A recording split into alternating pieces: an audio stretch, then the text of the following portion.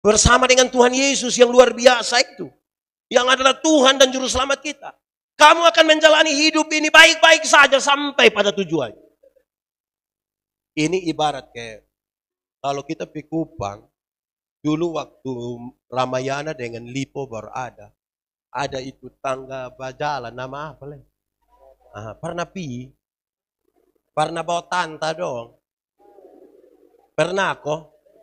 Terus sampai sana kita bilang, tanta, tim saya. Terus mantua bilang begini, kenapa? Tahu.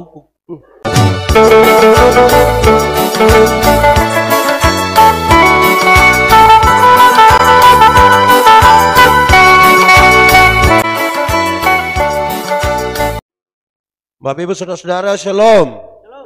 Kurang kuat, shalom. Dalam sukacita kita pada hari ini, saya diminta untuk berkhotbah dengan tema mengalahkan dunia yang penuh dengan kekhawatiran.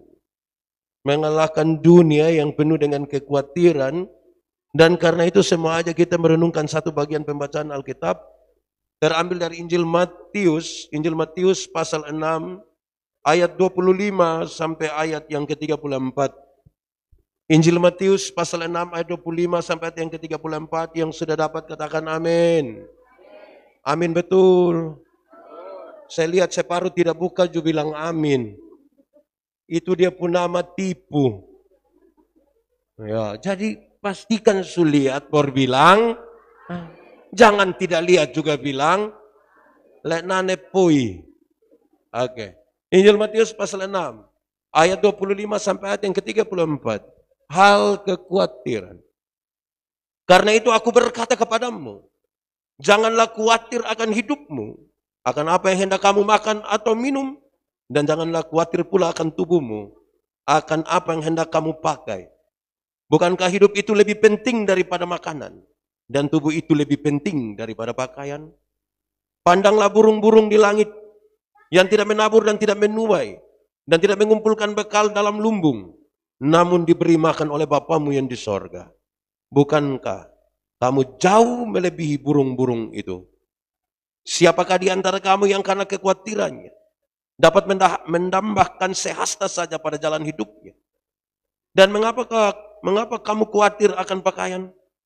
Perhatikanlah bunga bakung di ladang, yang tumbuh tanpa bekerja dan tanpa meminta. Namun aku berkata kepadamu, Salomo dalam segala kemegahannya pun tidak berpakaian seindah salah satu dari bunga itu. Jadi, jika demikian Allah mendandani rumput di ladang, yang hari ini ada dan besok dibuang ke dalam api, tidakkah ia akan terlebih lagi mendandani kamu, hai orang yang kurang percaya? Sebab itu janganlah kamu khawatir dan berkata, apakah yang akan kami makan? Apakah yang akan kami minum? Apakah yang akan kami pakai? Semua itu dicari bangsa-bangsa yang tidak mengenal Allah. Akan tetapi, Bapamu yang di sorga tahu bahwa kamu memerlukan semuanya itu. Tetapi carilah dahulu kerajaan Allah dan kebenarannya. Maka semuanya itu akan ditambahkan kepadamu. Sebab itu janganlah kamu khawatir akan hari esok. Dan hari esok mempunyai kesusahannya sendiri. Kesusahan sehari. Cukuplah untuk sehari. Demikian firman Tuhan.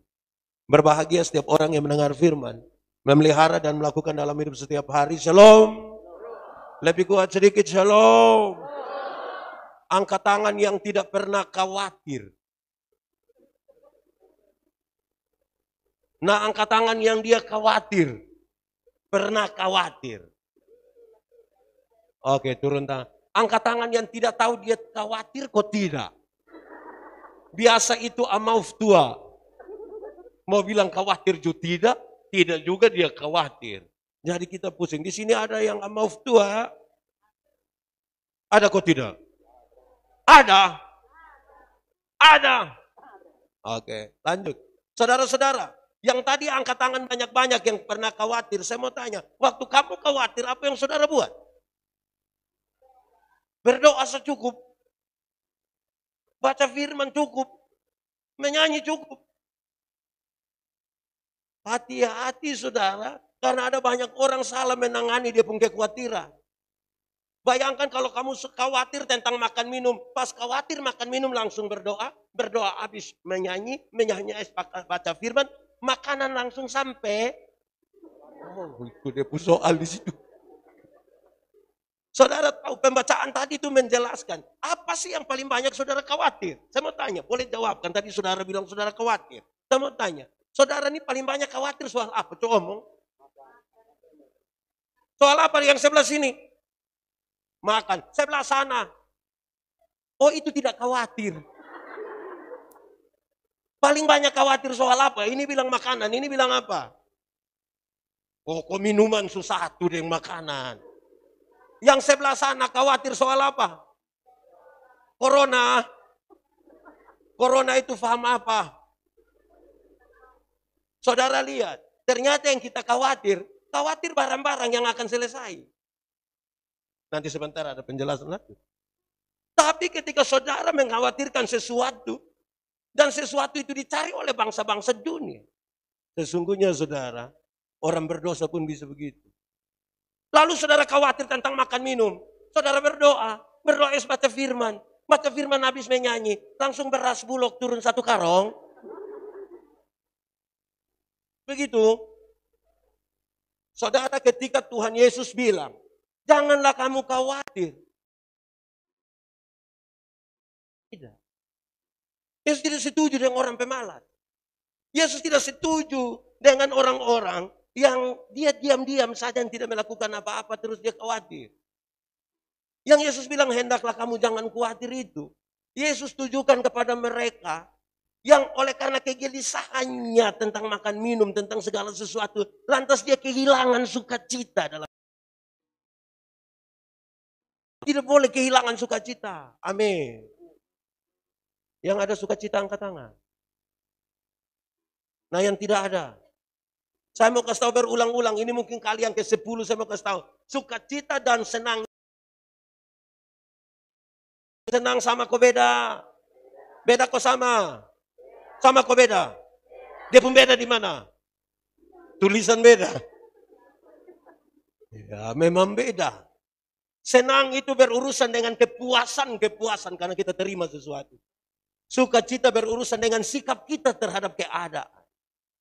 Kalau senang yang saudara cari, dunia bisa memberikannya bagi kamu. Tapi kalau sukacita yang kita cari, hanya bisa ditemukan di dalam Tuhan Yesus. Uang yang banyak bisa membeli kesenangan, tapi tidak dengan sukacita. Amin kok.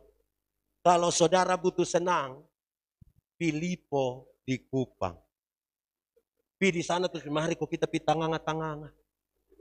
Nanti senang. Senang apa? Orang lain belanja baru kita tidak belanja senang. Nanti kita berdiri sekot terakhir lihat semua orang sudah belanja bilang, kakak tolong foto saya dekat ini. Ya. Senang dan sukacita itu beda. Sukacita itu sikap kita terhadap keadaan. Baik itu baik keadaannya, baik tidak baik keadaannya. Amin kok. Senang itu bagian dari sukacita, tapi senang itu bukan sukacita. Itu sama kayak ban itu bagian dari oto, tapi ban itu bukan oto. Supaya jangan baru naik ban kira dia sudah naik oto. Masih banyak orang di dunia ini cari Tuhan hanya untuk dapat senang, bukan cari Tuhan untuk dapat sukacita. Termasuk orang-orang yang berdoa, cari Tuhan hanya untuk senang, bukan sukacita. Saudara coba kasih tahu saya, ketika saudara khawatir, apa akibat dari kekhawatiran? Coba kasih tahu saya, waktu saudara khawatir apa akibatnya? Stres.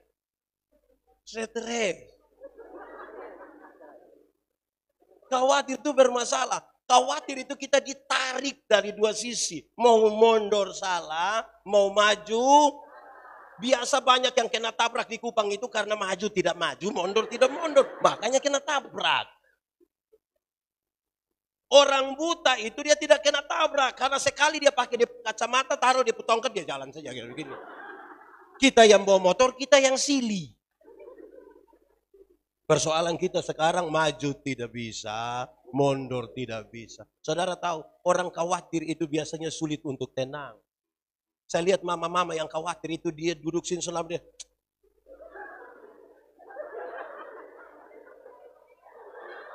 Betul. Di Soe ada. Dia ibu-ibu kok bapak-bapak.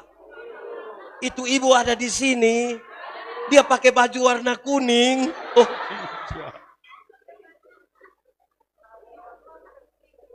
saudara, apa yang kita cari sesungguhnya, saudara, kalau kita khawatir. Saya tadi bercerita dengan Ibu Pendeta Agnes, saya kasih tahu. Saya tanggal 31 Maret tahun 2019, berarti kurang lebih 2 tahun yang lalu. Saya dinyatakan gagal bernapas oleh dokter. Gagal lulus artinya? Gagal lulus berarti tidak lulus. Kalau gagal bernapas artinya? Mati. Mati. Mati. Itu barang seluruh begini. Terus puji Tuhan Tuhan buat mujizat waktu itu. Tuhan buat mujizat. Saya sembuh. Saya sehat seperti hari ini di sini. Yang menarik bahwa di ujung dari kesembuhan itu, saudara. Menurut mereka dia bilang begini. Bahkan orang lagi heboh pendeta, ya Andi sakit, satu kupang itu pikiran pendeta, ya Andi sakit. Dorang banyak-banyak di rumah sakit. Dorang tidak mau keluar dari itu tempat. Pak pendeta ada di situ. Aduh, waktu saya mau pulih. Lantas dorang bilang begini. Pak pendeta berdoa waktu itu.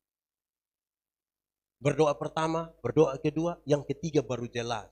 Di doa yang ketiga saya bilang begini. Siapa yang percaya di dalam nama Tuhan Yesus, pasti akan diselamatkan. Terus saya dengar ada kalimat, ada orang jawab bilang, amin. Ternyata yang bilang amin itu semua yang ada. Terus saya bangun. Saya bilang, Pak Dokter. Saya sebut orang-orang yang ada di situ. Terus saya bilang, mari kita pulang. Waktu saya bilang, mari kita pulang, terus saya mau dapat bunuh. Lu tadi mau mati baru sekarang pulang. Tapi saudara, waktu sudah di ruangan, di pavilion. Terus sejumlah orang pergi. Saya sebut 3 kelompok. Yang pertama dokter. Dokter yang menangani saya. Orang pergi bilang begini, Pak Pendeta. Biasa kami menangani begini dan pasti mati. Kalau sampai Tuhan izinkan hidup, pasti cacat. Puji Tuhan saya tidak. Saya percaya itu. Tapi yang kedua datang ketua sinode bilang saya begini. Pak Yandi waktu doa itu sadar. Saya tidak sadar. Oh, Roh Kudus berdoa bagi hal-hal yang tidak terkatakan oleh anak-anak.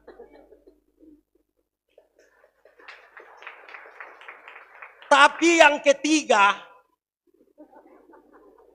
datang seorang sahabat saya, seorang psikolog. Dia bilang saya, Pak Pendeta waktu berdoa sadar? Tidak. Pak Pendeta dengar.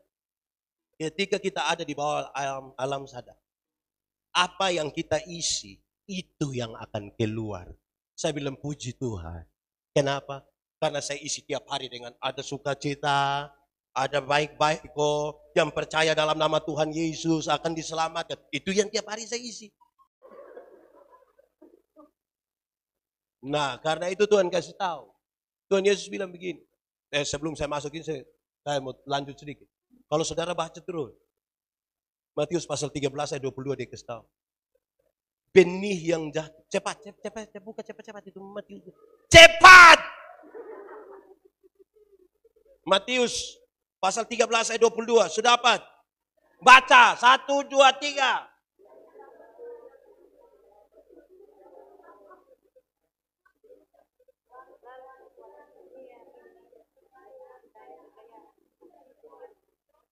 Saudara tahu saya tidak mengerti yang saudara baca. Benih yang ditaburkan di tanah yang penuh dengan semak duri ialah orang yang mendengar firman itu. Tetapi kekhawatiran dunia ini dan tipu daya kekayaan menghimpit firman itu sehingga tidak berbuah. Amin kok. Berarti firman yang kita dapat bahkan oleh kekhawatiran membuat firman itu tidak berbuah. Kekhawatiran bisa membuat kita tidak percaya pada janji Tuhan. Amin. Saya pun contoh yang tidak bisa terbantahkan. Tidak ada satu orang bisa bantah memang. Dan saya omong di mana-mana. Kita ini ketika Tuhan kasih kita kepercayaan lebih besar. Kita justru semakin khawatir. Kita tidak percaya pada janji Tuhan. Ada satu waktu Tuhan bilang begini. Berilah 1/10 dari hasil pertama. Ujilah aku. Lihatlah. Bejana pemerahanmu akan berlimpah-limpah dengan buah anggurnya. Amin. Terus saudara percaya pada janji itu? Percaya? Benar-benar percaya? Betul. Betul. Benar. Berarti saudara percaya bahwa janji Tuhan ya dan amin. Mari kita uji sekarang. 10.000 per puluhan berapa? Pasti kasih toh. Oh hanya 1.000. 1.000. Tuhan kasih naik 100.000 per puluhan berapa? Masih kasih. Kasih kok hanya 10.000 kacang. Tuhan kasih naik 1 juta per puluhan. Masih kasih. Kasih kok hanya 1 lembar bila perlu dia pegang di ujung. Tuhan kasih naik 10 juta per puluhan berapa? Masih kasih.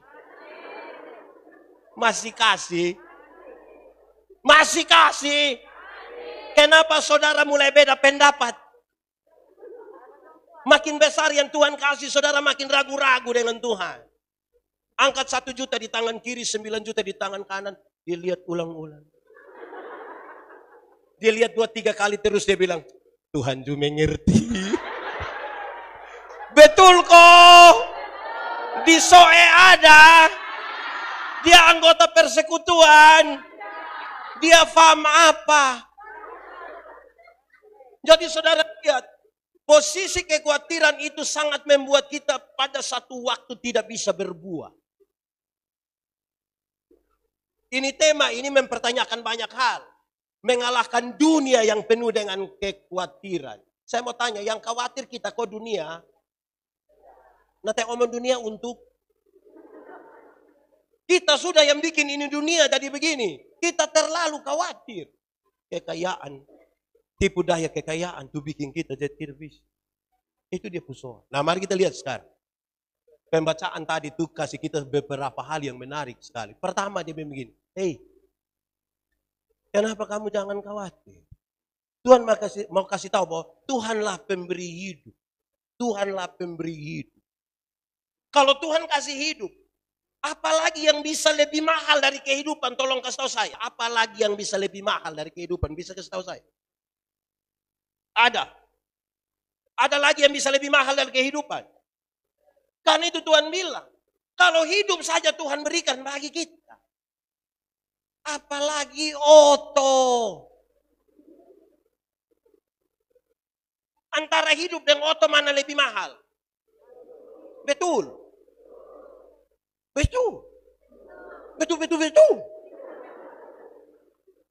Yang paling mahal itu hidup Tuhan sukasi. Tapi kita ini kan terlalu khawatir sampai kalau yang mahal saja Tuhan kasih. Apalagi yang biasa-biasa. Yang nona-nona dong. Nona-nona. Ini tante-tante semua. Nona-nona. Nona-nona. Kamu sudah nikah kok belum? Kenapa kamu belum nikah? Kamu menjaga jarak terus. Kalau hidup saja Tuhan kasih, apalagi jodoh.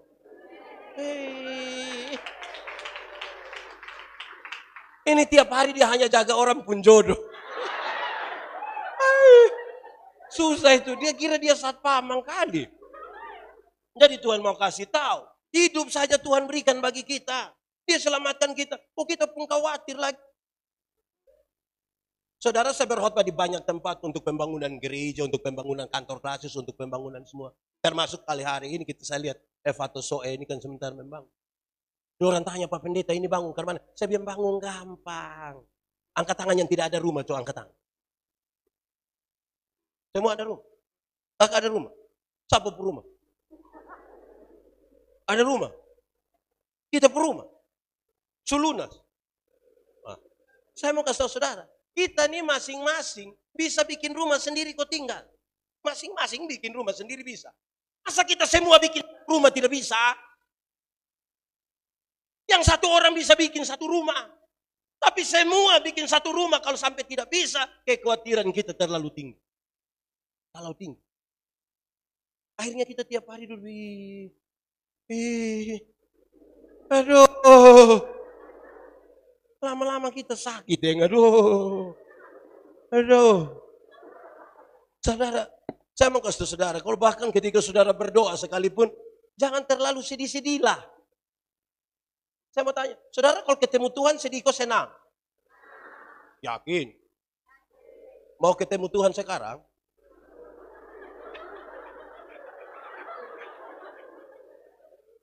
Saudara, kadang-kadang kita ketemu Tuhan ini, kita kayak karmana ya.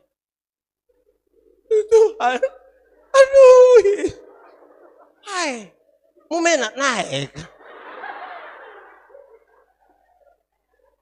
Hei, kekuatan dari doa itu bukan pada waktu kita menangis, bukan. Bukan pada waktu kita berteriak. Yang disebut dengan kekuatan dari doa itu adalah ketika kita sungguh-sungguh menyerahkan beban kepada Tuhan. Itu kekuatan di situ. Kita sudah sungguh-sungguh menangis, sungguh-sungguh berteriak, tapi kita tidak sungguh-sungguh menyerahkan beban kepada Tuhan. Kalau saudara berdoa, saya ingin sampaikan pada saudara, doa itu kekuatannya ada pada relasi. Kan kita berrelasi dengan Tuhan, kita dekat dengan Tuhan. Kita bisa bicara apa saja dalam keadaan apa saja. Banyak orang memperhatikan kata-kata tapi lupa membangun relasi. Akhirnya dia terlalu khawatir. Kalau kita berrelasi, saya pernah kasih contoh ini di acara begini waktu di GOR. Kalau saya dengan Pak Ketua Klasis, kami dua kenal baik, kami dua punya relasi. Saya jalan kaki, Bapak Tua naik motor, ketemu saya di jalan tanpa saya minta, Bapak Tua berhenti, tanpa saya minta. Bapak Tua akan bilang, hei, mau pergi mana? Naik, karena kami dua saling kenal. Betul kok tidak? Tapi coba kalau kami dua tidak saling kenal. Bapak Tua naik motor, saya jalan kaki. Ketemu saya di jalan, Bapak Tua berhenti. Tapi Bapak Tua bilang, ojek kok om. Aduh, banyak kita berkata-kata tapi tidak membangun relasi. Amin kok. Hidup jangan terlalu khawatir. Oh nanti mau bikin apa juga? Kalau kita itu punya relasi baik dengan Tuhan, kita pun omong itu ringan-ringan sah. Saya pernah kasih contoh pada saudara. Saya kenal saya pun istriku tidak. Saya kenal saya pun istri. Kenalku tidak. Kenalku tidak. Kenal toh. Masa saya tidak kenal saya pun istri kita dua nih? Karena saya kenal saya pun istri. Waktu saya mau meminta sesuatu dia, saya minta santai-santai. Saya mau minta teh satu gelas, saya memang bikin teh dosa. Gelas kecil saya, jangan terlalu banyak gula. Papa takut sakit gula. Cara minta hanya begitu. Karena kita punya relasi kan. Masa saya mau minta teh di saya pun istri, saya bilang, Mama, buatlah segelas teh. Jangan terlalu banyak gula ya. Papa takut sakit gula. Itu pas habis mam tua tanya, telu sehat. Pastikan dulu kita berrelasi dengan Tuhan. Bisa kok? Berdoa tanpa membangun relasi dengan Tuhan, kita akan hidup dalam kekhawatiran. Karena kita tidak percaya. Hidup satu Tuhan berikan kok. Apalagi hanya daster. RB. Itu dia kasih. Hidup Tuhan berikan. Apalagi hanya baju seragam. Hidup tuh optimis sedikit. Kita ini jalan piman mana hanya patah leher. Kau bilang, Bapak, hidup ini terlalu susah. Nah sudah lu mati, sudah kalau memang sudah terlalu susah. Saudara percaya Tuhan kok? Percaya? Betul-betul percaya. Nah kenapa main patah leherku? Kenapa? Nanti saya lanjut sampai itu. Tapi yang kedua, Tuhan pakai perbandingan. Lihatlah burung-burung udara. Tahu burung? Burung apa?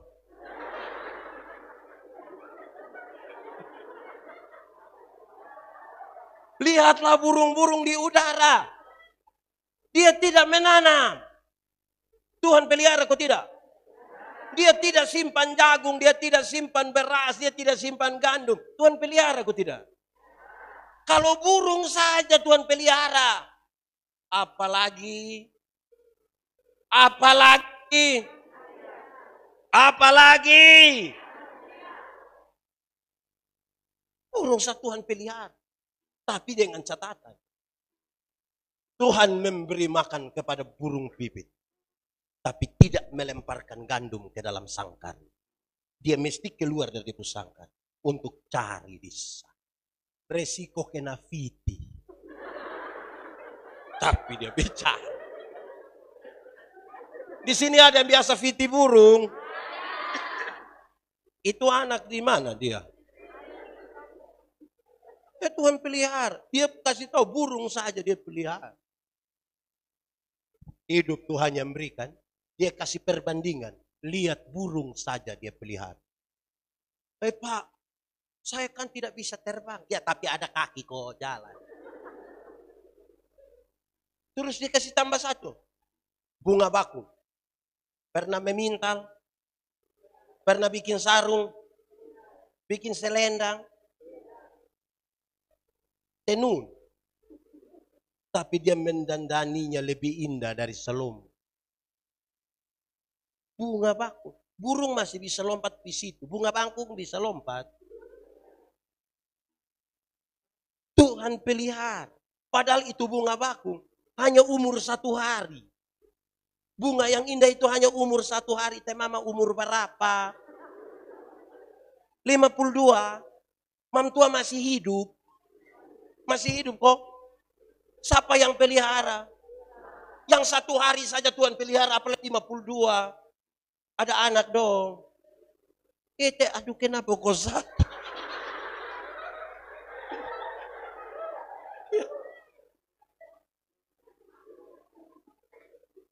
Ma umur berapa? Berapa ma? 63. Tuhan pelihara ke tidak? Teho.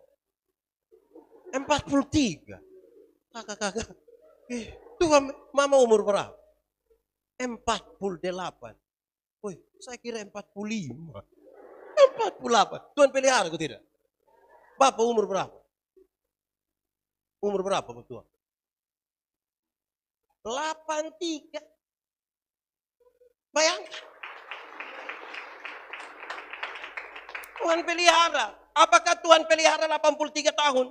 Bapak tua tidak pernah susah? Pernah susah kok tidak? Pernah menangis kok tidak? Pernah tertawa kok tidak? Pernah apa lagi? Semuanya dia alami. Mari kita lihat yang keempat. Setelah banding antara burung dan bunga bakung. Lantas Tuhan bilang begini. Siapakah yang karena kekhawatirannya dapat menambah sehasta saja dari hari-hari hidup? Apakah karena bab tua kawat maka umur 83?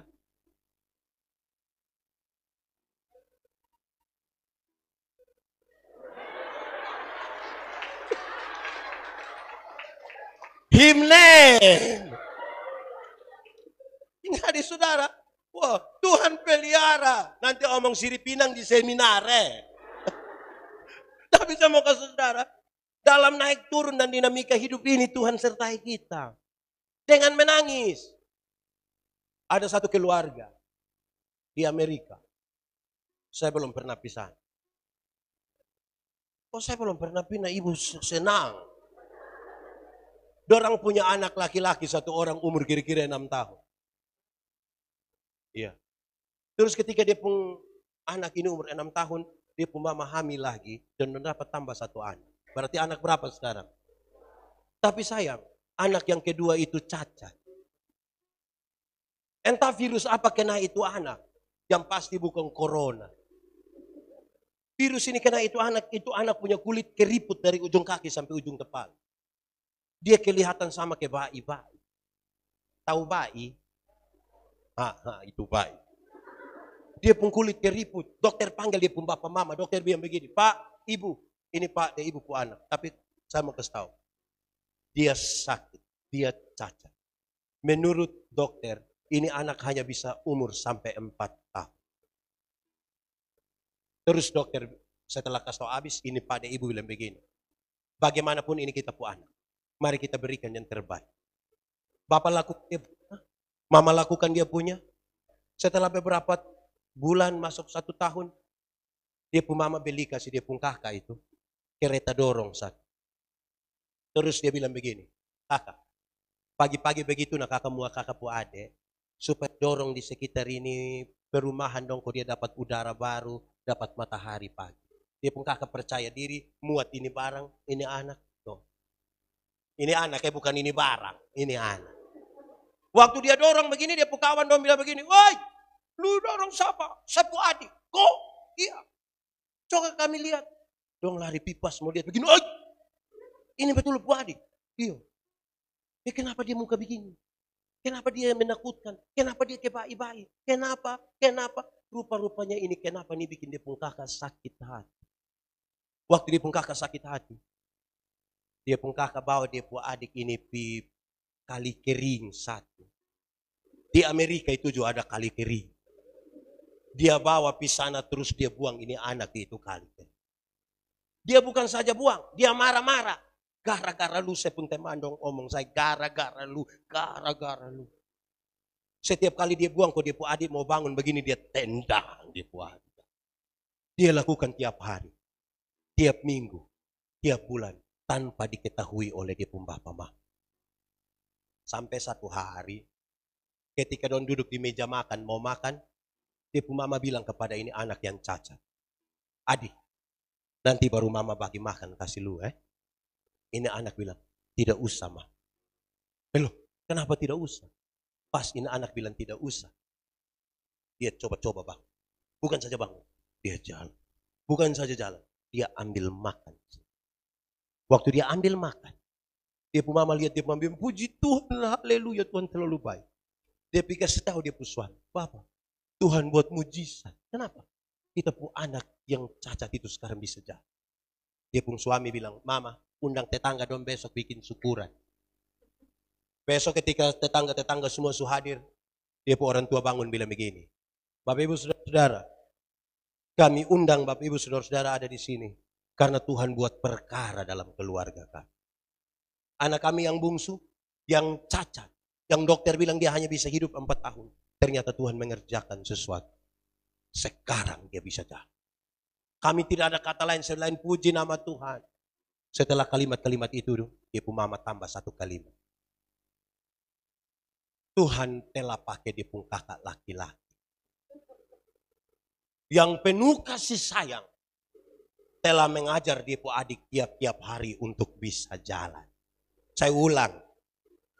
Tuhan telah pakai dia pun kakak laki-laki. Yang penuh kasih sayang. Tiap-tiap hari mengajar dia pun adik untuk bisa jalan. Dia pun kakak Joheren bilang, penuh kasih sayang. Saya mau tanya, dia pun kakak penuh kasih sayang? Ada dinamika Bapak. Tapi itu anak bisa jalan. Amin. Kadang-kadang kita merasa sendiri. Kadang-kadang kita menangis. Kadang-kadang kita rasa sangat kecewa dan seolah-olah Tuhan tidak berpihak pada kita. Kadang-kadang kita merasa kenapa Tuhan lebih memihak ke dia dan bukan ke kita. Seolah-olah kita mau bertanya, Tuhan engkau di mana? Tuhan ada. Dia tidak pernah meninggalkan saudara. Tapi dia sementara melatihmu untuk bisa berjalan. Saya kira lagu ini familiar. Seperti burung nasar melatih anaknya untuk bisa terbang tinggi. Sesekali dia lepaskan, tapi takkan jatuh. Saudara tahu lagu ini? Kalau tahu pulang baru menyanyi. Kita dengar firman dulu. Jadi saudara, mau khawatir sampai mana? Khawatir pun tidak akan merubah apa-apa dalam hidup ini. Tidak akan merubah apa-apa. Tidak. Lalu bagaimana sekarang? Tuhan Yesus kasih jalan keluar.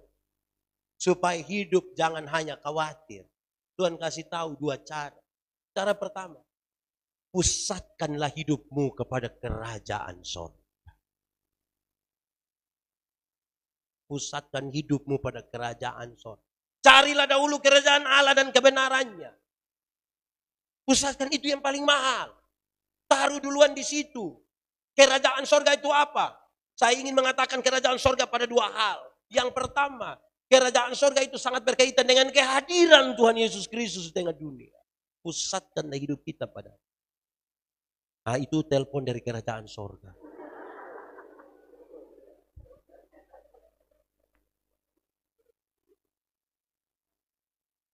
Kerajaan sorga itu dalam bahasa perjanjian baru, kehadiran Tuhan Yesus di tengah-tengah dunia.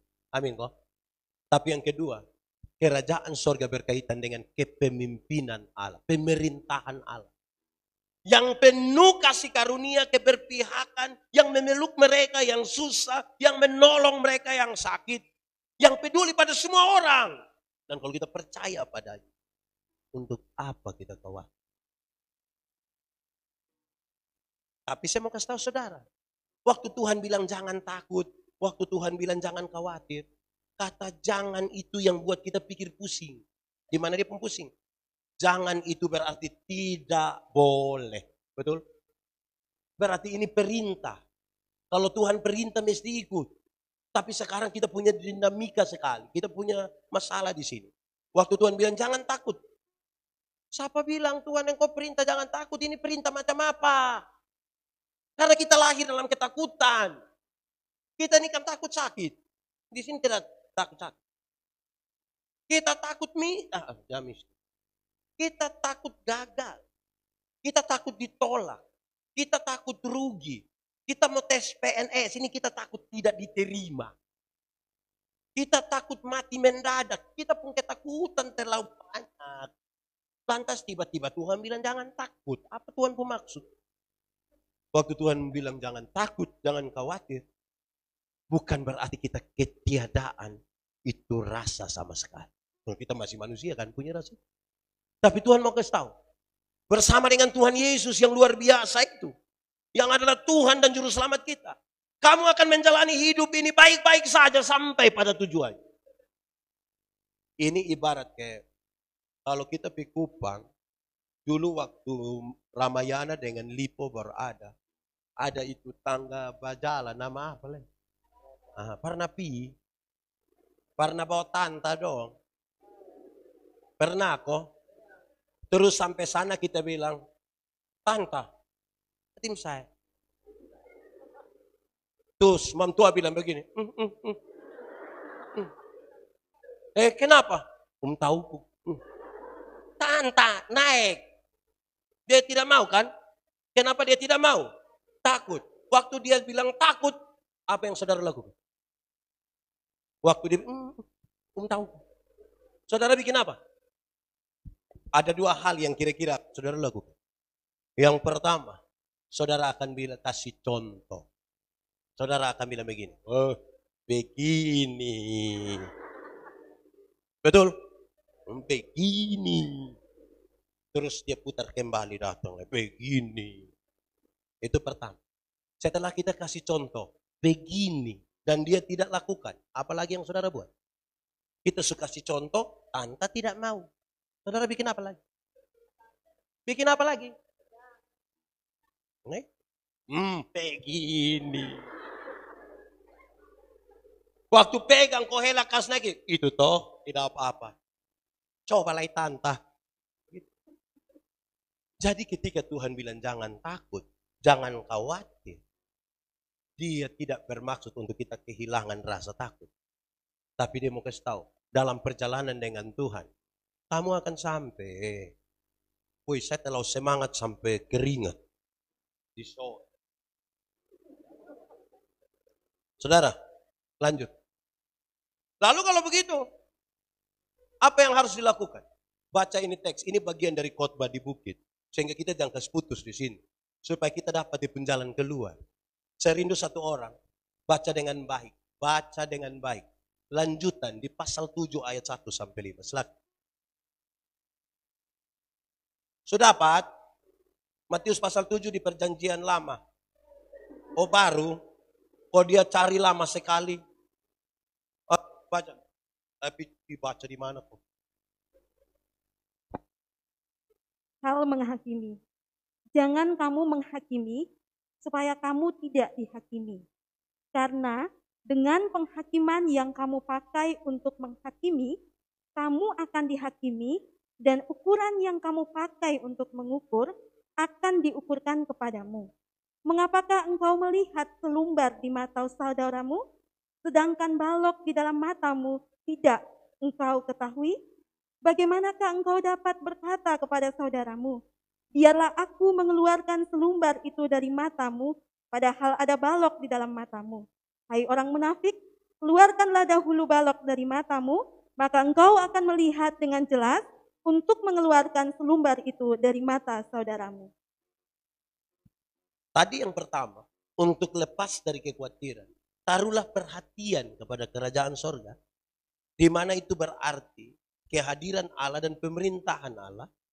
Tetapi selanjutnya, Tuhan Yesus mau kasih tahu, supaya perintah-perintah yang Tuhan berikan bagi kita tuh, pahami dan lakukan supaya kamu selamat dari kekhawatiran. Karena tadi, kalau kita tetap khawatir, dia kasih contoh habis, dia akan bawa kita. Lalu saya minta saudara baca ini. Kenapa? Kenapa? Menghakimi. Saya baru berkhotbah ini 1-2 hari lalu. Saya suka kasih tahu, jangan pakai kata menghakimi lah. Menilai. Kita ini cenderung terlalu banyak menilai orang. Pokoknya tiap hari kita ketemu satu orang, kita nilai dia. Ketemu satu, kita nilai dia. Dapat lihat suami, kita nilai dia. Anak bikin tak salah sedikit, kita bilang, lupa bapak pun keluarga dong. Anak bodoh sedikit, kita bilang, ini mama dong punya, ini mama dong punya. Betul? Jadi kita terlalu banyak penuh dan penilaian. Lalu apa maksud teks ini dalam hubungan kita pun tema dan khotbah malam ini? Saya mau kasih tahu bahwa membangun sebuah kualitas hidup supaya hidup jangan khawatir. Dia mau kasih tahu, ingat kita ada hidup bersama-sama dengan orang lain. Kamu bukan saja jangan khawatir, tapi kamu mesti hidup dalam penilaian yang benar. Untuk sampai pada penilaian yang benar, ini kan ada sejumlah hal di situ. Saya mau sebutkan 6. Banyak, ini hari kita tidak pulang. 1. Tuhan mau kasih tahu kita, supaya kamu bisa menilai dengan benar, kamu harus mulai dengan belajar. Belajar itu dengan maksud mencari tahu. Jangan tidak tahu, tapi memberi penilaian. Karena setan paling suka yang tidak tahu apa-apa, tapi omong ke tahu-tahu. Belajar itu ialah perubahan tingkah laku, dari tidak bisa menjadi bisa, dari tidak tahu menjadi. Supaya dalam hidup ini jangan cepat-cepat memberi penilaian. Karena orang khawatir terlalu gampang memberi penilaian. Tanpa sungguh-sungguh tahu. Belajar. Kalau sudah belajar itu berharap nanti dapat tahu. Kalau sudah belajar sekian lama dan tidak tahu-tahu juga, musnas. Belajar. Belajar nih, pelajaran terus. Apalagi dalam perjumpaan dengan manusia, dalam perjumpaan dengan Tuhan. Dengan manusia kita terbatas untuk memahami semua orang. Kita ini suami istri saja, kita tidak mungkin pahami itu orang secara sempurna. Belum tentu. Kenapa? Berumah tangga itu pelajaran yang tidak pernah berakhir. Sehingga seorang suami tidak bisa bilang, dia istri bilang, saya baru tahu lu. Pernah dengar itu kalimat? Atau sendiri omong? Seorang istri tidak bisa bilang, saya baru tahu engkau kusifat. Nah selama ini lu di mana? Karena yang namanya manusia itu terus berubah. Belajar terus. Apalagi dalam perjalanan dengan Tuhan. Dalam perjalanan dengan Tuhan, kalau saudara tidak pernah belajar terus, saudara jangan pikir peristiwa 65 itu terjadi lagi hari ini. Tuhan kasih satu untuk saudara lihat. Saya berkisah satu saya pun kisah banyak, saya kisah satu. 2002 sampai 2004, saya melayani di Alo. Saya mau pulang Kupang. Saya rindu, saya pun nona. Saya begini-begini ada nona. Di Kupang. Saya rindu, dia saya bilang, Tuhan, saya mau pilih itu nona. Oke. Saya pagi masih pimpin satu kebaktian minggu di Ilawe. Saya rencana pimpin jam 8, habis jam 10, langsung Kalabahi. Habis jam 10, saya menuju Kalabahi. Jalan kaki. kilo. Saudara yakin bisa sampai 2 jam? Karena feri jam 12. Bermodal pisang 1 sisir, air minum, jalan. Sampai Pantai Dere, ada oto datang. Itu oto datang, saya bilang. Berhenti. Berhenti, muat saya. Oh, ini orang gereja juga, Pak Denny namanya. Kami bercerita. Sampailah di jembatan hitam. 12:30. Itu jembatan hitam. Dari jembatan hitam di pelabuhan masih 5 kilo. 5,6. Terus saya mandi. Pendeta yang di situ kebetulan itu kemudian jadi saya mama sakit di Bejandi. Lu mandi mau kemana? Pikupang. Jam 1 ini lu Pikupang. Itu feri lu punya. Ya sudahlah. Saya siap. Saya mandi. Saya bilang mama, saya tetap akan pergi pelabuhan. Minta tolong Om Ima dulu. Om Ima tuh koster di situ. Antar saya di motor. Di Dermaga Feri. Sampai memang di Dermaga Feri. Sampai sana dermaga ada. Feri tidak ada. Feri su sampai Tanjung 9. Sudah mau masuk di Mulukumbang yang terputar itu. Ada toh dermaga. Feri su di sana. Saudara, saya berdiri di itu dermaga. Tuhan saya rindu. Sudah. Saya mulai balik belakang pulang. Pas sampai pintu masuk dermaga di polisi-polisi dong. Saya dengar dong ada omong pakai hati. Kenapa tadi tidak perhatikan? Saya dengar ini dong omong apa? Kenapa? Dong bertekelahi bertengkar terus di itu yang berhati. Terus saya tanya, Bapak, kenapa? Ini tadi satu alat yang dibawa dari tambang tembaga di Weter. Mau dibawa Pikupang, ini anak dan tidak periksa. Akhirnya tidak dibawa. Jadi, ya feri harus kembali.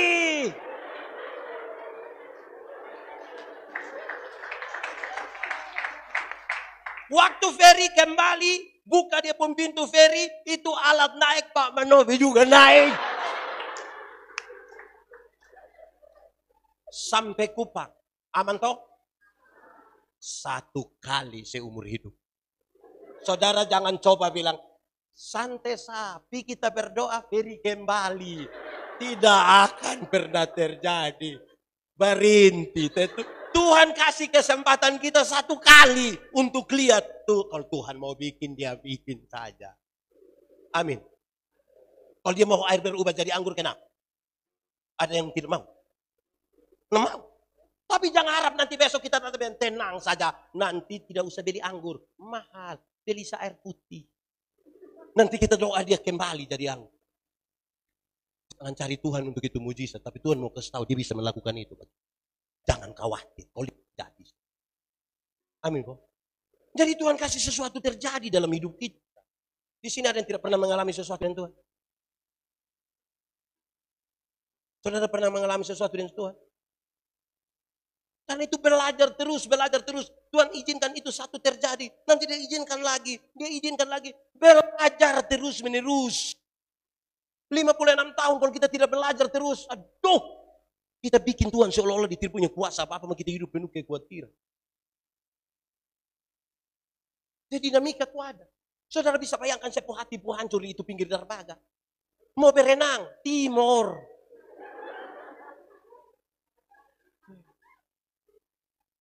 Satu.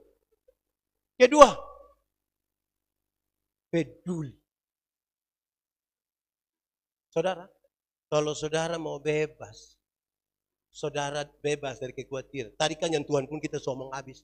Sekarang kita bicara tentang manusia. Saudara peduli. Saya bicara dari konteks menghakimi, menilai. Ini dari konteks kepedulian. Ada orang tegur orang, menghakimi orang. Tapi dia bukan karena peduli. Dia mau bikin rusak orang. Kadang-kadang dia sengaja salah. Tapi itu dia mau bikin rusak orang. Atas nama dia mau tegur kesalahannya. Dia bilang, kau mau kasih tahu yang kau pun tidak baik. Kalau dia bikin Ada apa-apa itu Tuhan bilang, ingat, omong duluan ampa mata. Bukan foto dia terus muat di Facebook. Muat di Facebook baru tulis bilang, kenal in om kok tidak. In om pun nama om blunder. Peduli. Saudara kalau peduli, saudara pasti tahu. Kenapa? Saya mau kasih tahu saudara, saya berbagi sedikit. Saya ketua pembina APDIS di NTT. APDIS itu Asosiasi Penyandang Disabilitas Indonesia. Orang-orang yang cacat dan terbatas. Ada yang buta, ada yang tidak punya kaki, ada yang kusta. Ada 5 kelompok yang saya dampingi. Saya suka bawa sejumlah orang yang bermasalah dalam keluarga, ketemu dan orang. Melihat untuk aktivitas. Ketika saudara berjumpa dengan banyak orang, saudara akan tahu. Saudara coba peduli dengan orang lain, saudara akan tahu. Masing-masing kita tuh punya masalah, tapi masing-masing kita punya ber. Kalau saudara belajar untuk memahami orang yang ada di sekitar kita, saudara tidak akan pernah iri hati karena dia ada oto 4. Tapi dia punya masalah waktu bayar pajak. T4 memang lenane lo meninu. Kita senang di dia punya oto yang tulis pakai dia punya plat nomor, dia punya nama. Tunggu kau tilang di sini, dia sembunyi, dia ikut OFV. Jadi dia ada berkat, tapi ada juga masalah. Ada masalah. Berkat. Nah jangan terlalu khawatir toh. Belajarlah juga kepada orang lain dalam kepedulian, bukan mau cek dia punya masalah. Ini dong hidup tetangga dong cek masalah. Orang lain yang beli motor tadi yang tidak tidur di rumah. Cek dulu, cek apa? Tahu dong kredit kok cash. Kita ini kayak apa kok tukang iri hati. Betul? Di sini juga ada. Itu yang faham apa dong? Peduli. Kita ini su iri hati lah. Ini apa lah? Baterek itu apa dia punya? Baterek itu apa ya? Bersaing itu terlalu Indonesia. Apa ya? Bersaing. Apa ya? Kayak bauji itu. Orang di sebelah tumis bawang kok. Tumis sayur kok taruh bawang itu kan. Dia di sebelah justru mau kalah. Dia main kas panas minyak. Waktu minyak su panas terus dia pun anak dia mama, bawang tidak ada. Terus dia sudah lu percik air juga tidak apa-apa. Ini bukan peduli. Hei, sudah belajar habis peduli. Coba kita lihat orang lain, saudara. Baik, saya dalam kepedulian dengan orang. Saya pernah muat ini orang-orang buta don di sebuah auto kita pasir-pasir Kupang. Saya bilang kamu jangan coba-coba macam-macam dan saya. Saya akan kasih keliru kamu semua. Saya kasih turun kamu di mana, lu jalan sudah. Jadi jangan coba-coba lawan saya. Terus satu-satu bilang ini, Pak Pendeta terima kasih. Dan dong pikir kalau saya ada, saya bantu bicara-bicara lah. Padahal saya tidak bicara. Bapak, trotoar sekarang bagus, mantap. Terus saya bilang jadi, kami bersyukur Bapak, tapi orang dong ini suka parkir oto ban satu di atas trotoar Bapak. Hah? Jadi kami tabrak oto Bapak. Saya bilang, nah itu, selama ini oto yang tabrak orang. Tapi kalau kamu sampai tabrak oto, memang kamu terlalu. Saya cukup akrab dengan Dora. Kami bercerita banyak.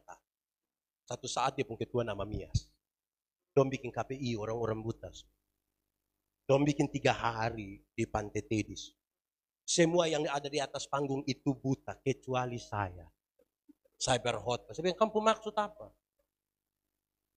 Kami di atas itu pas mau naik berkhotbah, saya tanya dia begitu. Ya. Lu mau melihat begitu? Dia bilang, saya tanya bukan suruh lu ketawa. Dia bilang, Bapak nih Mias, kalau ini malam mujizat terjadi. Dan Tuhan izinkan engkau melihat. Lu mau kau tidak? Dia bilang saya, Pak Pendeta, melihat atau tidak melihat sudah tidak penting lagi dalam saya hidup. Yang paling penting adalah apa saya masih tetap bisa bersama-sama dengan Tuhan atau tidak.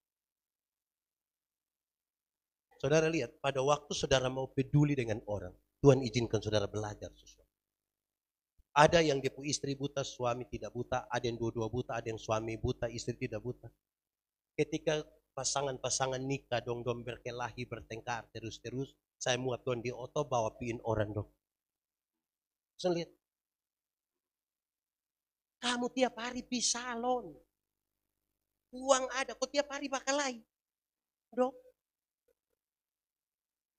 Kamu ini beli susu beruang, minum setengah-setengah gosok di muka. Memangnya muka harus dapat imun juga. Saya jadi aneh dengan kamu perilaku itu. Di Soe juga ada. Yang beli susu beruang ada. Minum sedikit-sedikit tempel-tempel di muka. Maksud apa? Nah, itu harus disemuat. Di sini glowing board, di sini gelap juga tidak bisa. Ya saudara, peduli itu penting. Dalam kepedulian itu kita bisa dengar orang. Iman bertumbuh dari mendengar. Sesekali kita mesti diam dan dengar dong bicara. Saya duduk dengan satu orang. Dulu ada kios kecil. Kalau kita naik tanjakan Inaboi, mau belokan tuh pas pojok itu ada satu kios kecil. Itu kios kecil itu saya suka duduk dengan itu orang. Dia tidak tahu saya pendeta. Saya bawa motor datang di sini. Itu saat pas kami duduk-duduk dia begini. Tadi malam duduk setengah 7 pagi sampai setengah 7 malam sampai jam 6 pagi. Bensin hanya laku 6 botol. Saya dalam hati kesap suruh lu mau duduk sih. Terus saya belum terganggu, tapi dia pun kalimat kedua benar, dia bilang begini. Tapi bersyukur Bersyukur kenapa? Penjual bensin begini banyak di Kota Kupang ini. Kalau Tuhan arahkan semua yang mau isi bensin datang di saya, nanti dongkar mana? Kalau semua datang di saya, nanti dongkar mana? Wih, saya lihat Bapak dia pemuka. Mari kita hitung kali bagi. Kalau setiap botol dia untung 1.000, 6 botol dia dapat berapa? 6.000. 6.000 kali 30 hari dia dapat berapa? Berapa? Berapa? Ini gara-gara sekolah dari rumah ini. Satu hari untung 6.000. Kalau 1 bulan dia untung berapa?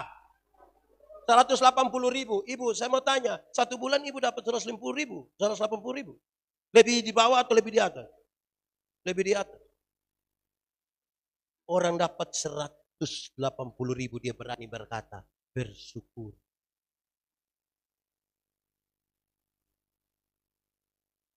Gaji besar. Bersyukur.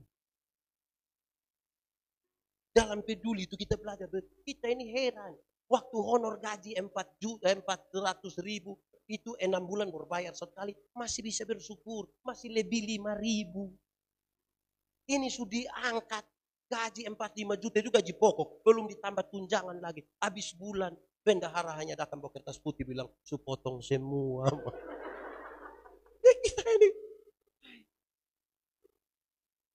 Ya saudara, dalam peduli itu kita belajar mendengar. Ketiga, supaya kita punya kualitas dan hidup itu kita percaya Tuhan serta kita. Kita butuh etika dan moral. Kita butuh keramat tamahan. Banyak orang ketika dia khawatir dia bisa buat yang tidak punya etika. Tidak punya etika.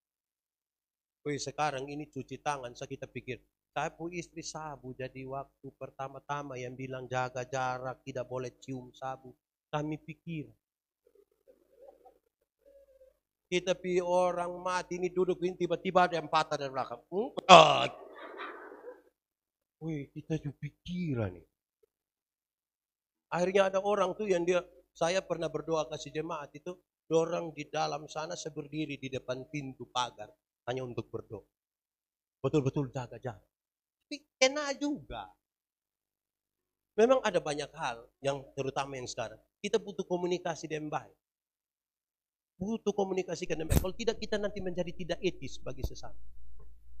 Nah, yang paling etis itu ikut aturan saja toh.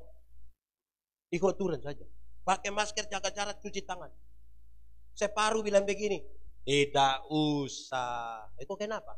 Oh, paling mati. Iya, Bapak Sumati subaik makasihan tanta. Bapak Sumati lekas tengah ini utang koperasi ini. Pagi-pagi petugas koperasi selalu ini mama yang pikiran. Jadi kita juga pakai etika. Saya bilang di mana-mana saudara, kalau kita ikut aturan kok, ibarat kita ada motor. Ada motor kok? Apa pun motor? Sulunas. Kita naik motor, ada surat-surat SIM, STNK, lampu-lampu aman, kaca spion aman. Ada tilang di Sri Solo, jalan. Tapi coba SIM tidak ada, STNK tidak ada, lampu-lampu tidak ada, kaca spion tidak ada. Berani pi, kalau ada tilang, berani. Makanya etisnya kita ikut aturan saja toh.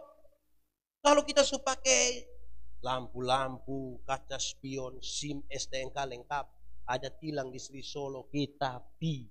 Sampai sana polisi tidak tahan, kita putar kembali. Kita kembali polisi tanya, kenapa putar? Maaf Pak, tolong tilang saya dulu. Aman toh? Itu paling aman. Pakai etika. Kita ini kadang-kadang tidak beretika. Dalam kita membangun kualitas hidup kita, ini kita tidak beretika. Saya jumpai banyak sekali ini keluarga, jemaat-jemaat, termasuk hamba-hamba Tuhan, doain saat. Kalau ada orang di dompu rumah itu dompu sopan tidak ada dua. Itu dompu cara panggil dompu istri itu pun bagus lah. Mami, moms, ayang, sumaam. Itu kalau ada orang. Tapi kalau tidak ada orang dia pun panggil, woi, suceke, ceke muntadara. Wih bayangkan, itu kalimat ke pungkar mana lah. Kita ini kalau sumara ini, kadang-kadang kita omong ini, aduh, betul. Di sini juga ada. Jadi jangan kekhawatiran kita yang bikin kita kok omong sembarang. Kadang-kadang bakalai dengan suami kita berangkat sekarang berangkat. Jangan saja lihat dulu berangkat. Nanti suami mulai taruh pakaian di tas kemudian bilang, kenapa kau mau kasih tinggal kami? Kok tadi siapa suruh berangkat? Siapa yang suruh kau suruh kita berangkat? Jadi, weh bikin apa-apa mesti ada etika juto. Amin kok. Etika itu penting. Etika itu.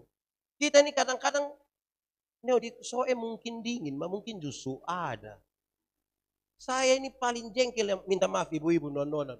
Yang kalau naik oto kok pakai pakaian terlalu mini itu. Kau mau turun oto dan setengah mati dan begini lah begini. Hai, kenapa kau bikin susah diri dengan hai, supaya apa? Di soesu ada. Meut kita ada.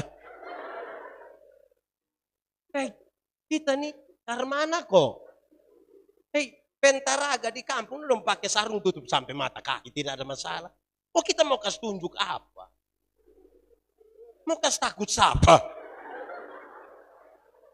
Itu kita mau kasih takut setan mangkali kok. Pakai baik-baik. Saya kata, poin mama dong ada pakai baik-baik. Ini yang dia lahirkan kita baik-baik. Gitu. Pakai baik-baik. Tidak ada soal.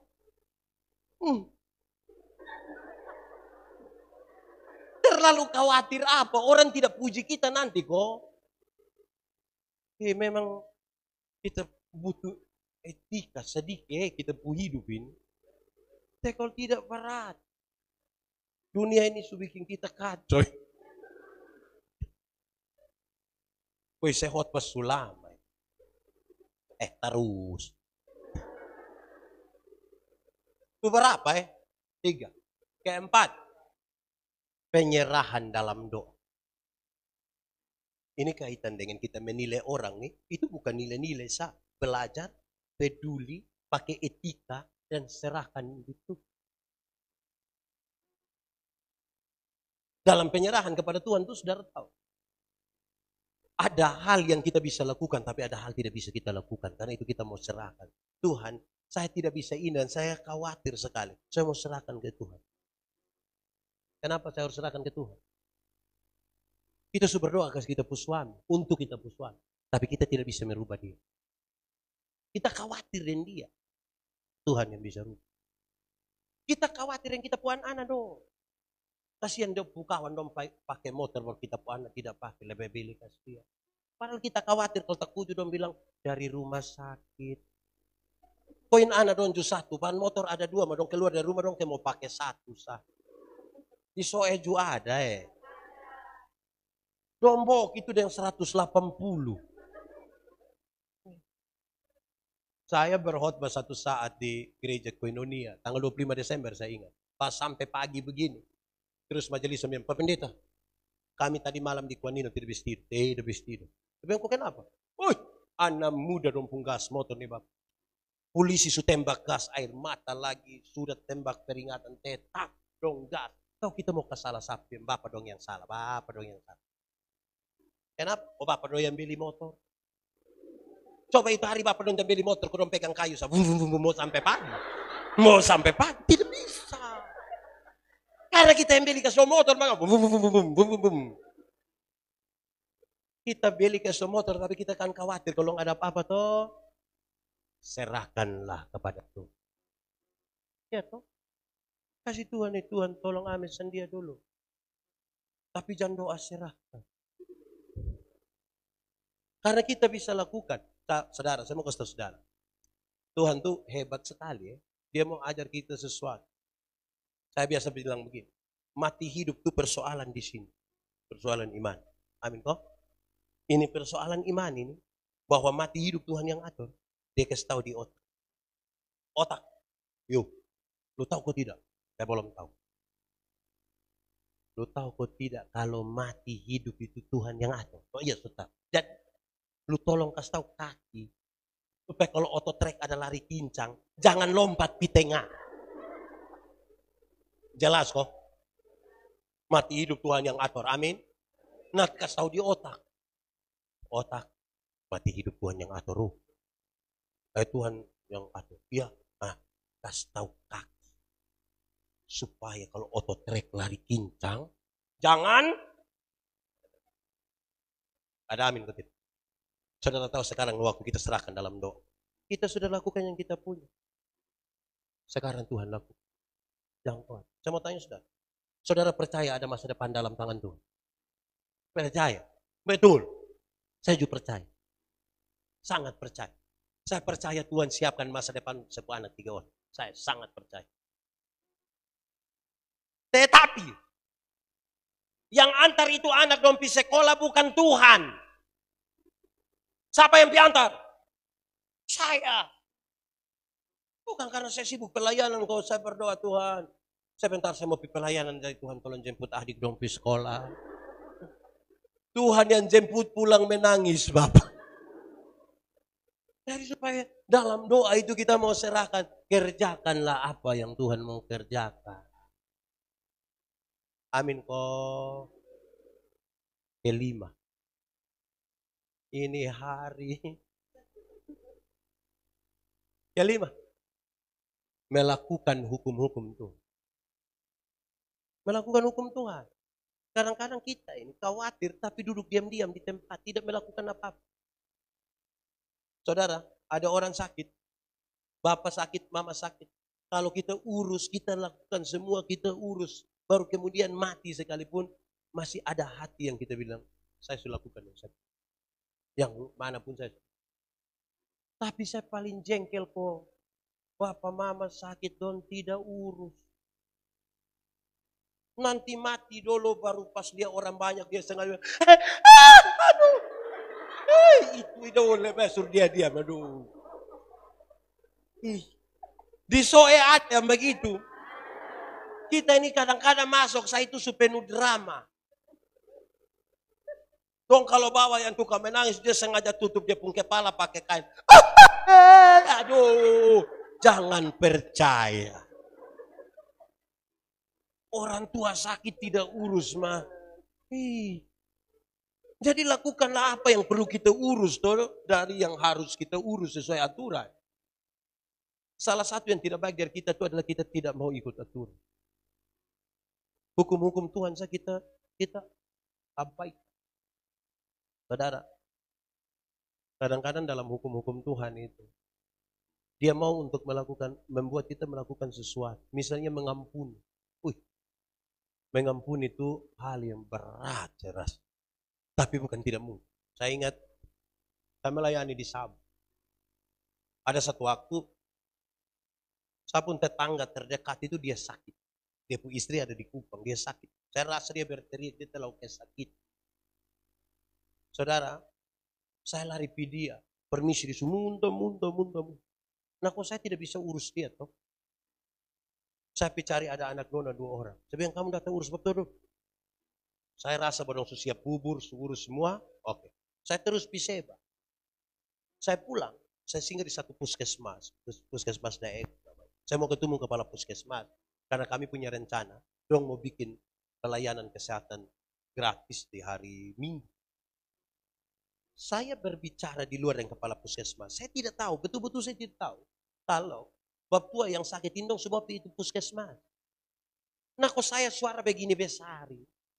Waktu saya omong dia sudah dengar, oh saya pun pendeta datang lihat saya.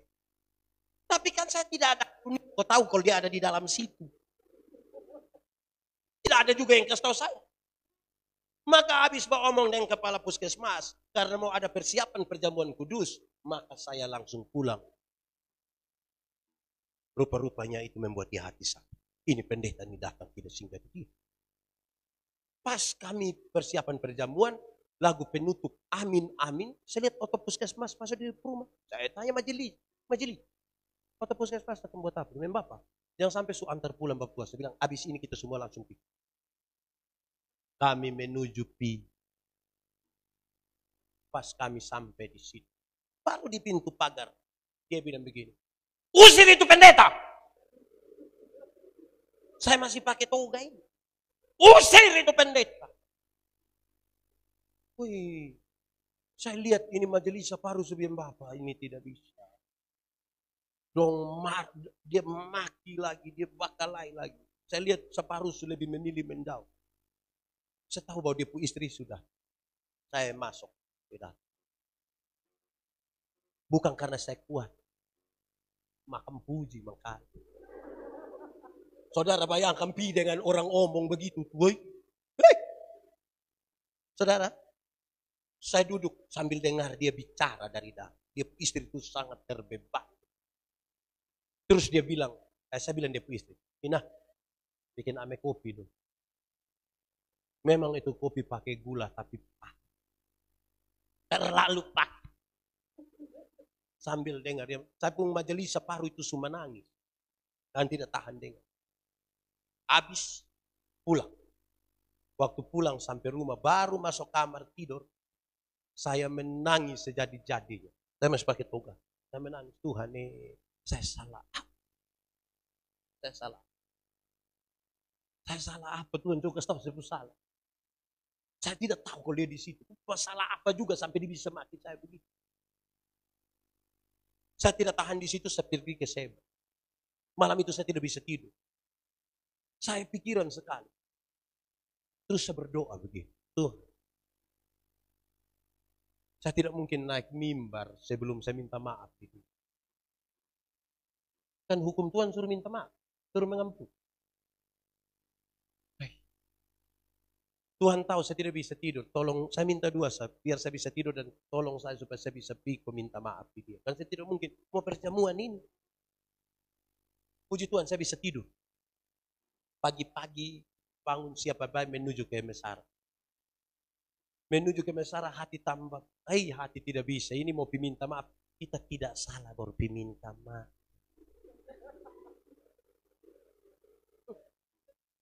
Pernah alami, kok ada yang pernah alami.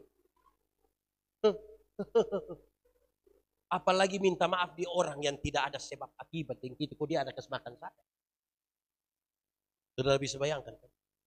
Makin dekat, makin dekat, makin dekat.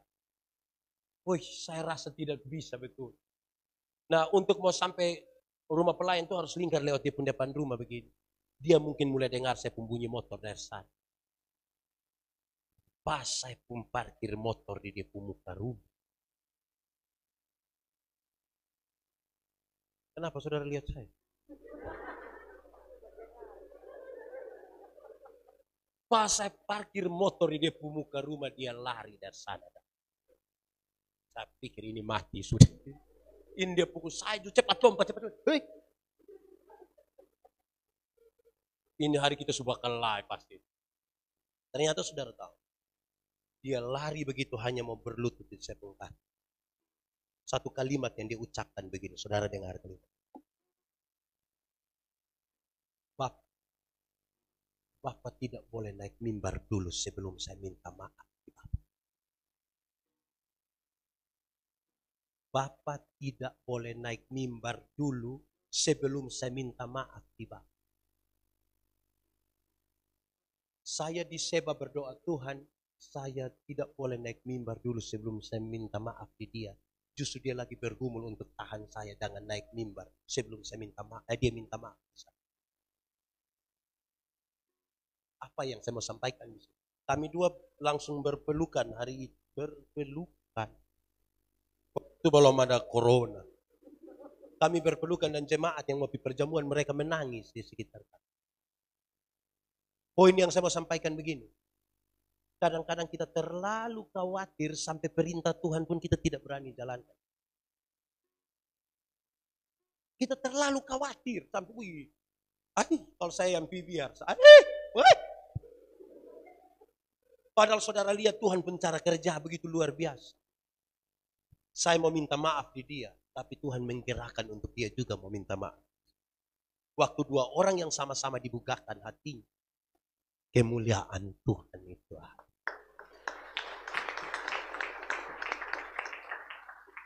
Walaupun saudara sudah tepuk tangan, tapi khotbah masih terus. Siapa mau suruh saya khotbah? 6. Ada 12 kok. Tidak, saya sudah janji 6.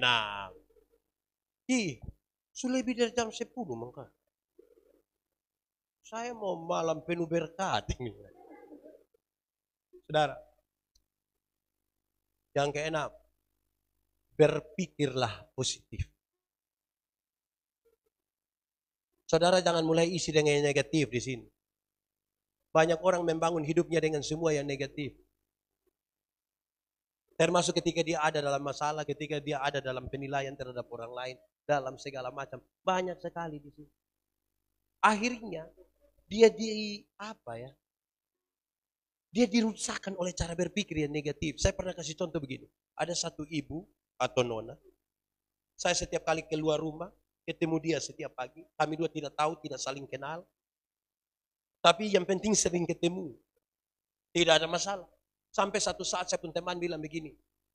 Pernah ketemu ini ibu yang dia pun ciri-ciri begini. Oh, setiap pagi saya ketemu. Kenapa? Terus saya pun teman bilang begini. Jangan lihat begitu. Jangan lihat begitu. Kenapa? Dia lihat begitu tapi dia itu.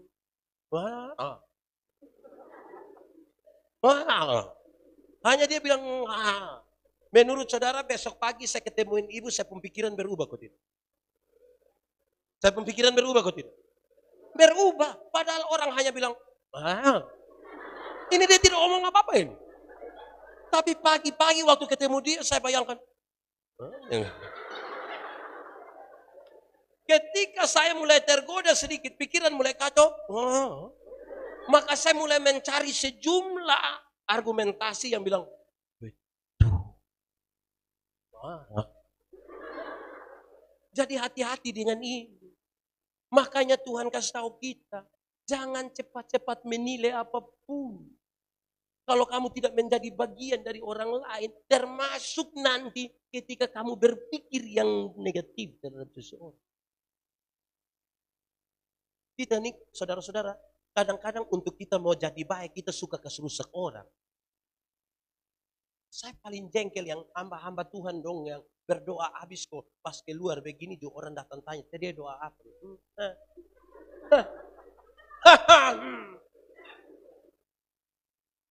Saya paling jengkel kalau itu kalimat yang bilang, jangan lihat begitu. Tapi kalau dia suka pakai kata jangan lihat begitu, sambungannya adalah teh. Teh apa coba? Teh apa? Teh apa? Saudara, saya mau kasih tahu kita bahwa dia menjadi satu paket untuk kita menjalankan hal-hal yang Tuhan mau kita jalankan supaya kita tidak tinggal diam di dalam kekhawatiran. Karena kita tadi khawatir kan. Terus karena kita khawatir, Tuhan waktu bilang jangan khawatir itu untuk bukan kasih hilang kita pun rasa itu. Tapi supaya kita mengelolanya dan kita tidak kehilangan damai sejahtera karena itu. Supaya sukacita itu tetap ada pada kita. Jangan sampai kita ada hal-hal yang di luar kita. Yang saya paling bermasalah ini kalau kita yang khawatir itu kan kadang-kadang bukan berpikir tentang hari ini. Tapi dia pikir lebih banyak di masa lalu, lebih banyak di masa depan. Padahal kita hidup di hari ini. Ada orang yang hanya mengatakan, hey kita semua ini punya masa lalu. Dan banyak kali kita masa lalu cenderung kita mau tutup-tutupi supaya orang tidak tahu. Kita khawatir sekali kalau orang tahu kita masa lalu. Mau bikin apa? Masa lalu tidak bisa dirubah. Tapi masa depan bisa dirancang dalam nama Tuhan. Apa khawatir? Ada orang yang bukan pikir masa lalu, dia pikir masa depan. Tiap hari dia hanya bilang, Bapak Pendeta, nanti kalau saya sudah tidak ada, lu masih ada ini. Oh engkau masih ada, kenapa pikir gue nanti tidak ada? Kayak apa kok? Sedikit-sedikit, nanti saya tidak ada. Belum lah dia pun bapak model begitu. Iya nanti lu tidak ada dia kawin lagi, lu diam dia.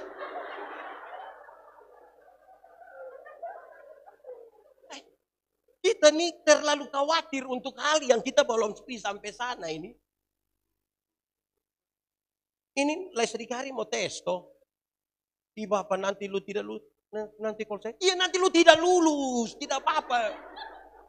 Kok berani tes itu ya harus antara dua toh. Masa konfirmasi butuh 2 orang yang tes 50 dan 50 lulus semua. Kita nih,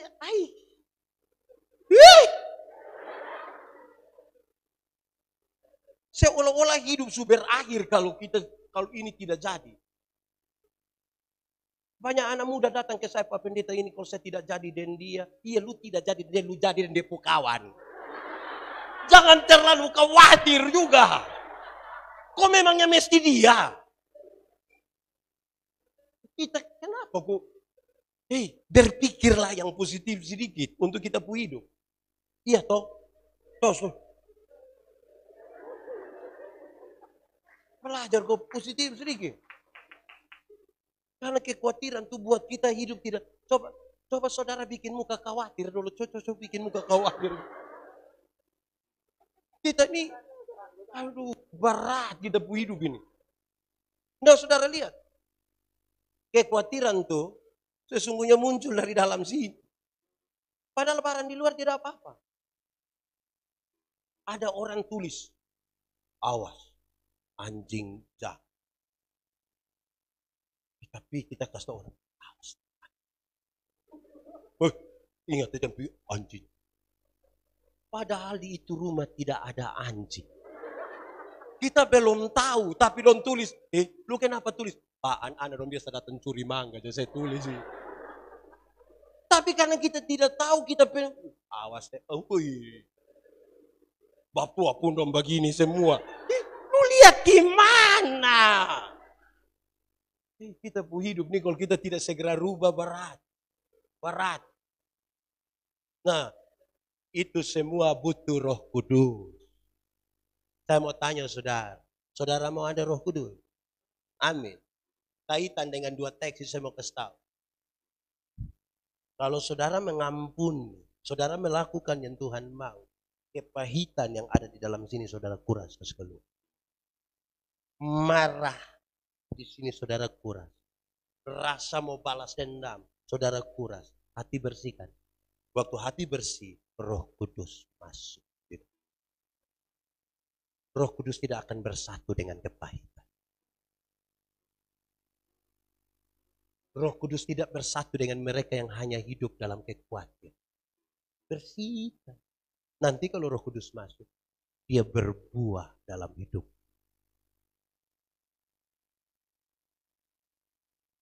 Mari kita tunduk kepala.